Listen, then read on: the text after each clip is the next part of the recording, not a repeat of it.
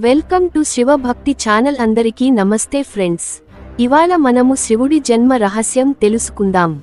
ఆయన ఎవరు, ఎలా వచ్చారు?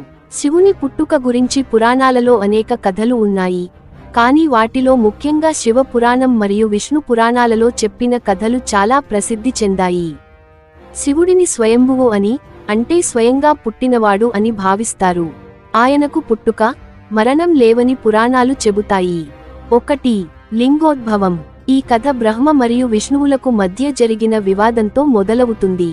తమలో ఎవరు గొప్ప అని ఇద్దరూ పోరాడుకుంటున్నప్పుడు అకస్మాత్తుగా ఒక అగ్నిస్తంభం, అంటే జ్యోతిర్లింగం, భూమి నుండి ఆకాశం వరకు వ్యాపించింది.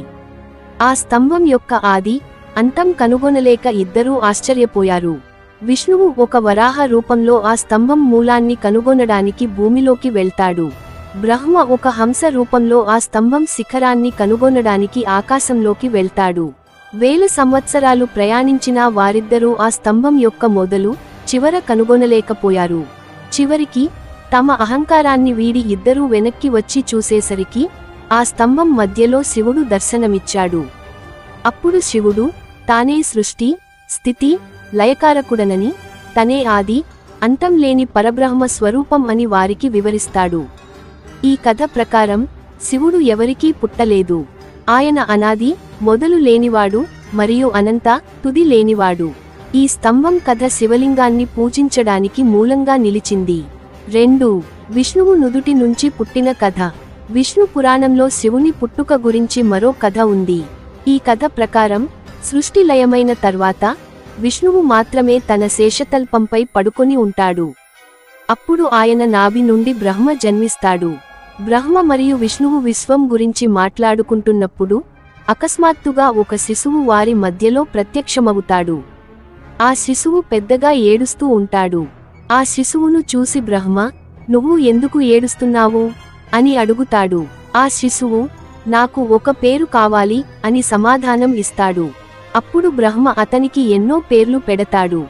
చివరగా రుద్రుడు, రుద్ర అంటే ఏడ్చేవాడు అని పేరు పెడతాడు. ఈ విధంగా శివుడు రుద్రుని రూపంలో బ్రహ్మ కోరికపై సృష్టిలోకి వస్తాడని ఈ కథ చెబుతుంది. ఈ కథల అంతరార్థం ఏమిటి? ఈ పురాణ కథలు కేవలం ఒక సంఘటనను వివరించడమే కాకుండా వాటిలో లోతైన తాత్విక భావనలు దాగి ఉన్నాయి. శివుడు స్వయంభువు, శివుడికి పుట్టుక, మరణం లేవు. ఆయన ఎల్లప్పుడూ ఉండే నిత్యతత్వం. ఆయన ఏ తల్లిదండ్రులకు పుట్టలేదు. శివుడు నిరాకారుడు. అగ్ని స్తంభం రూపంలో కనిపించడం ద్వారా శివుడు ఒక నిర్దిష్ట రూపానికి పరిమితం కాదని, సమస్త విశ్వమంతా ఆవరించిన శక్తి అని ఈ కథ సూచిస్తుంది. లింగ రూపం. లింగం అనేది సృష్టి మూలానికి, ఆది అంతం లేని పరమేశ్వరుడికి ప్రతీక.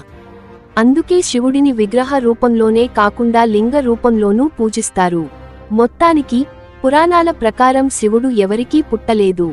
ఆయనే సృష్టికి మూలం మరియు అంతం. ఆయన ఆది అంతరహితుడు, అంటే మొదలు, తుది లేనివాడు. మరొక వీడియోతో మళ్ళీ కలుద్దాం. నమస్తే.